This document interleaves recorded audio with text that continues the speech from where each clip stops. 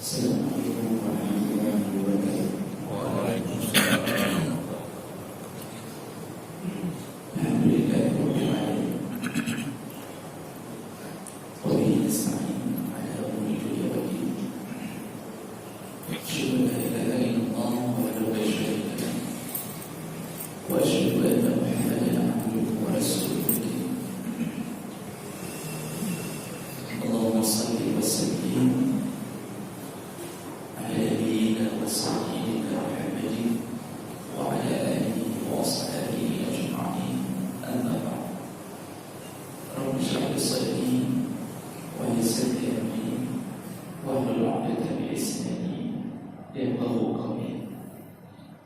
Segala puji bagi Allah, mungkin salawat dan salam kepada Rasulullah, pada keluarga dan seluruh sahabat-sahabatnya. Saya menyampaikan insyaAllah dimuliakan oleh Allah Subhanahu Wa Taala, lulus mesti ilmu, bagi seluruh rakyat desa serta dengan seluruh jemaah, bapak-bapak dan ibu-ibu yang telah menyempatkan diri untuk berhadir, dan semoga kehadiran kita berbuah pahala di sisi Allah Subhanahu Wa Taala. Bapak dan Ibu yang dimuliakan Allah, kita masih berbicara tentang bagaimana menghadapi godaan syaitan. Di pertemuan sebelumnya kita sudah membahas di antara senjata untuk menghadapi gangguan atau godaan syaitan, yaitu dengan membaca ayat kursi, kemudian 2 ayat terakhir dari surah Al-Baqarah, yaitu Amana Rasul bima unzila ilaihi min rabbih, dan seterusnya. Ketiga-tiga ayat ini berasal dari surah Al-Baqarah, dan ini adalah bahagian ayat untuk melindungi diri dari gangguan syaitan. Mudah-mudahan bisa diamalkan. Kita sambung pelajaran kita. Berikutnya yang diajarkan oleh Nabi SAW, cara melindungi diri dari syaitan, yaitu dengan membaca Al-Mu'awwidhatan,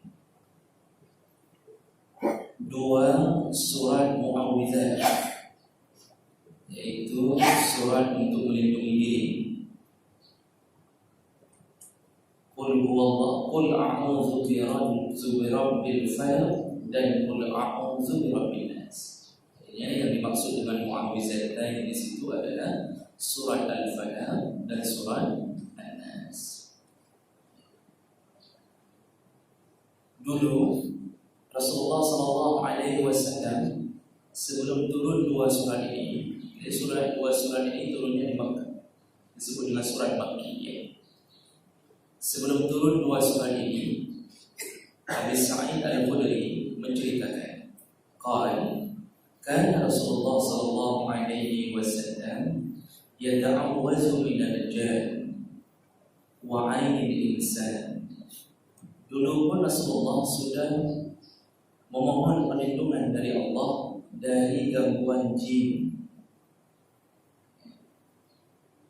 Sebenarnya yang Rasulullah memohon itu bukan untuk dirinya, tapi mengajarkan kepada umatnya.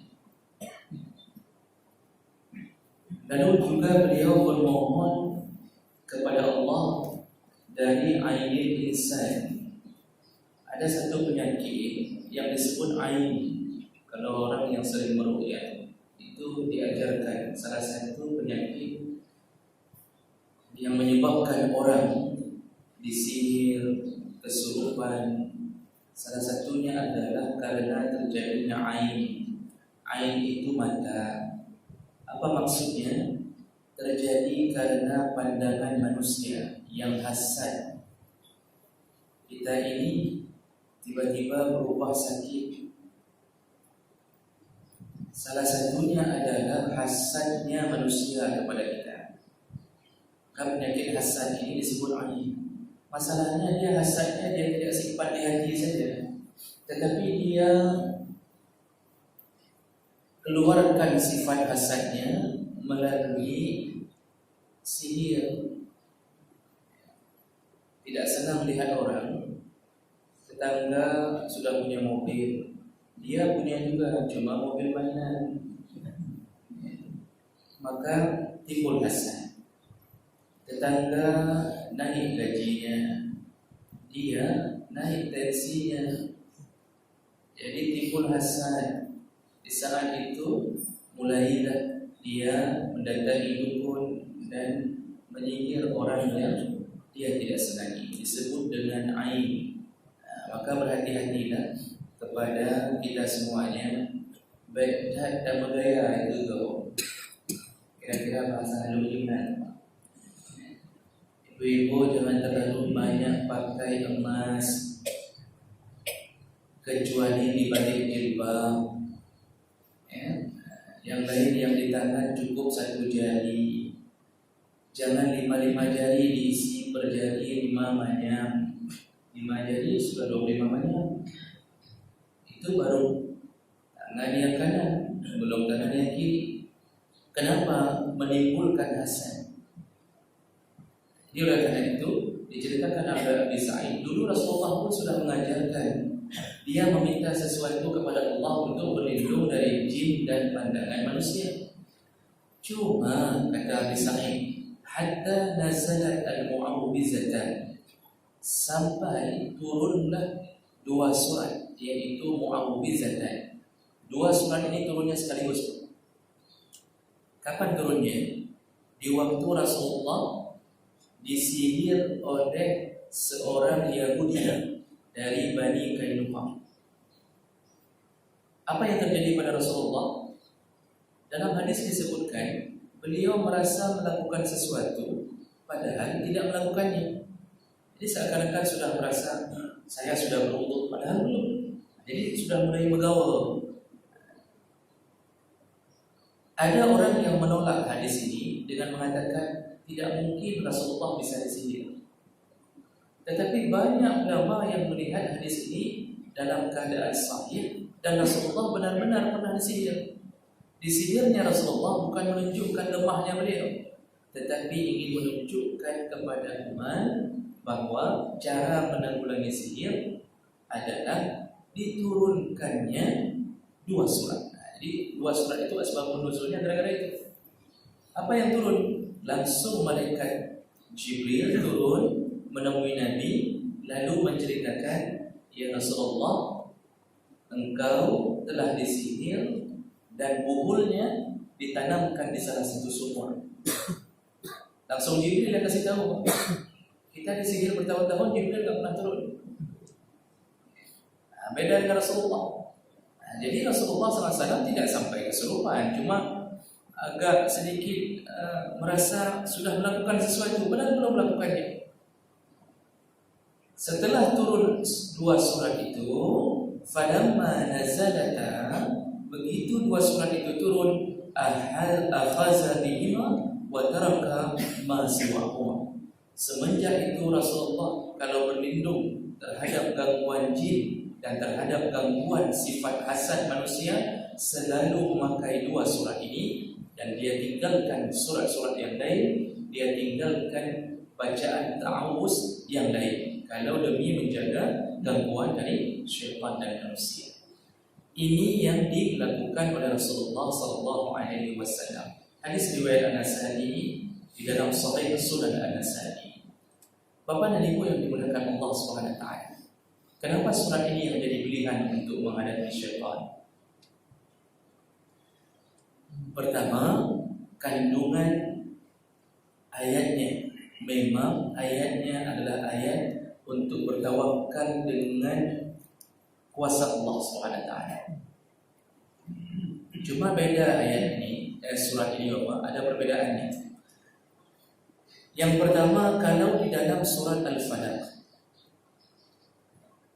kita meminta perlindungan dari Allah dengan menyebut nama Allah sekali. Jadi yang kita minta lindung itu cuma sekali, yaitu bahasanya qul a'udzu birabbil falaq. Muhammad, katakanlah, kata Allah. Apa yang harus dikatakan?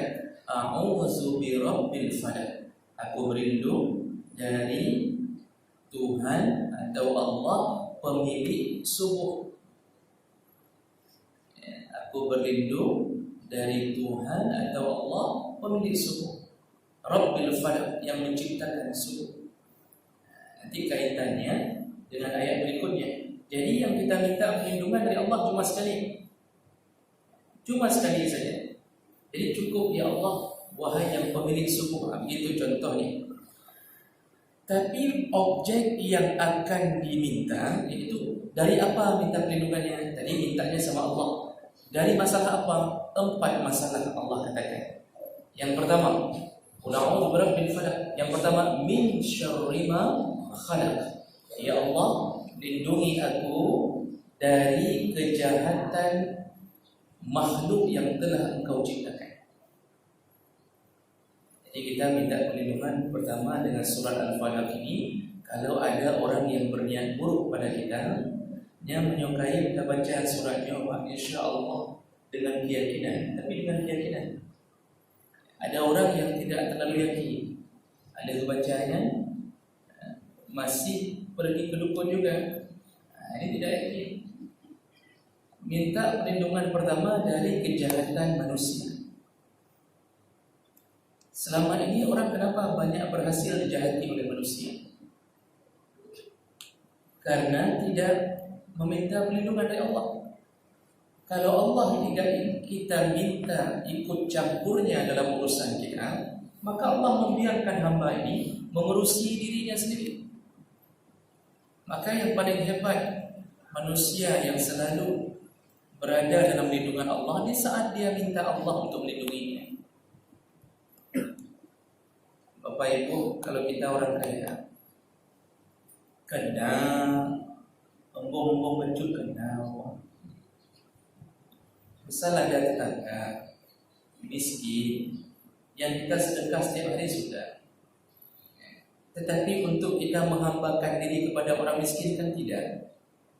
Tak pujuk-pujuk, tak sembah-sembah burung gasing, enggak. Sifat orang kaya itu hak meungnya ada sedikit, hak merasa lebih ada sedikit. Kalau orang miskin ini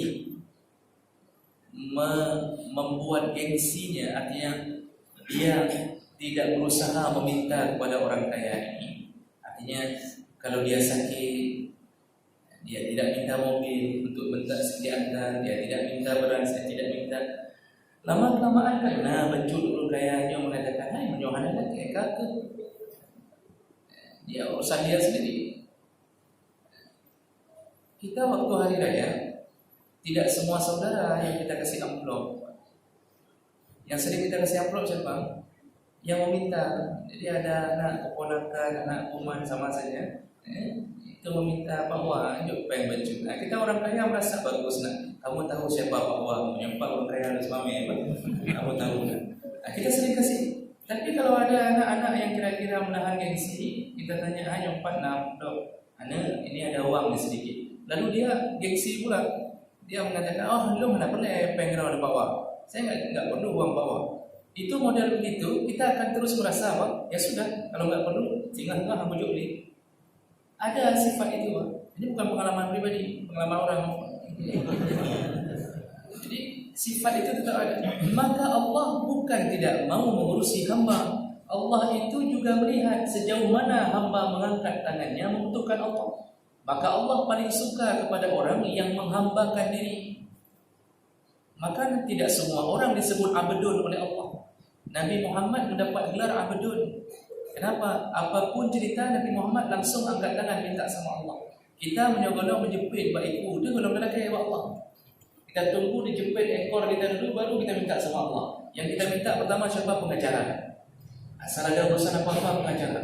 Lapor polisi, lapor tentara, lapor orang-orang hebat, lapor ini, lapor itu. Ternyata tidak berhasil, baru angkat tangan ke Allah. Allah tidak suka orang yang tidak menghambakan dirinya. Makanya Permintaan pertama yang Allah ajarkan ke kita, kalau ada urusan dengan makhluk, min syarri ma khalaq, mintalah kepada Allah dengan mengucapkan surat tersebut. Itu perlindungan pertama.